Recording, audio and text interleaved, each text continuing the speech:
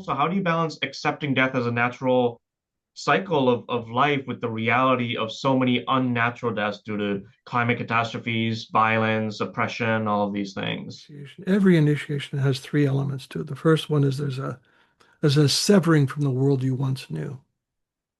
So whether it's when I'm working with the cancer patients at Commonweal, the moment the diagnosis comes in, their world is shattered. That world that they were in of I'm healthy, I'm going to live till I'm 90, so on and so forth. That's now highly in question. That world has been shattered. The second thing that happens in initiation is there's a radical alteration in one's sense of identity. So I hear them say, I don't know who I am anymore. Everything that had meaning and direction and value has now become questionable. I don't know. My sense of purpose and direction has been lost. And the third thing that happens is there's a deep sense of recognition I can never go back to the world that was. In a true initiation, those things are all supportive of an emergent identity. In a rough initiation, which is another language for trauma, the inverse happens.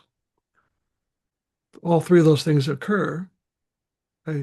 When someone gets the news that their loved one was killed by, a police officer or violence in the street or whatever, your world is shattered. Your sense of who you are is lost. You wander in shadowed lands for a long time. And the third thing that happens is that I can't go back to that time before they died, right? So in a healthy initiation, I call that a contained encounter with death. In a traumatic experience, in a rough initiation, it's an uncontained encounter with death.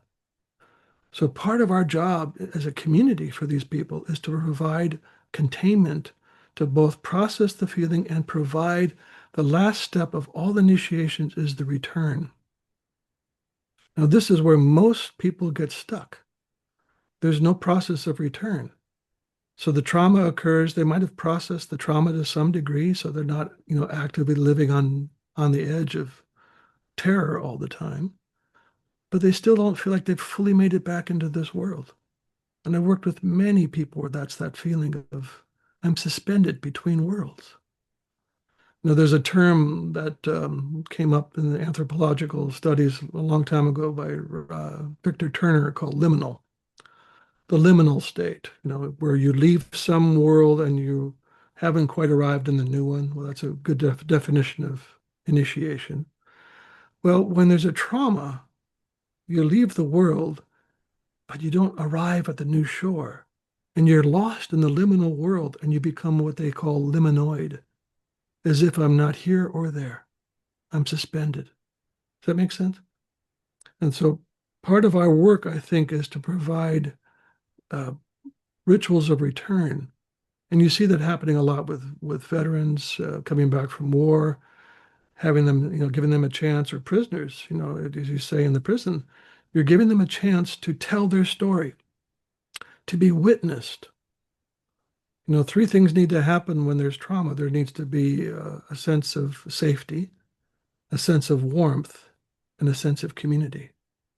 Those three things are imperative to help to loosen how tight we can become in the grip of trauma.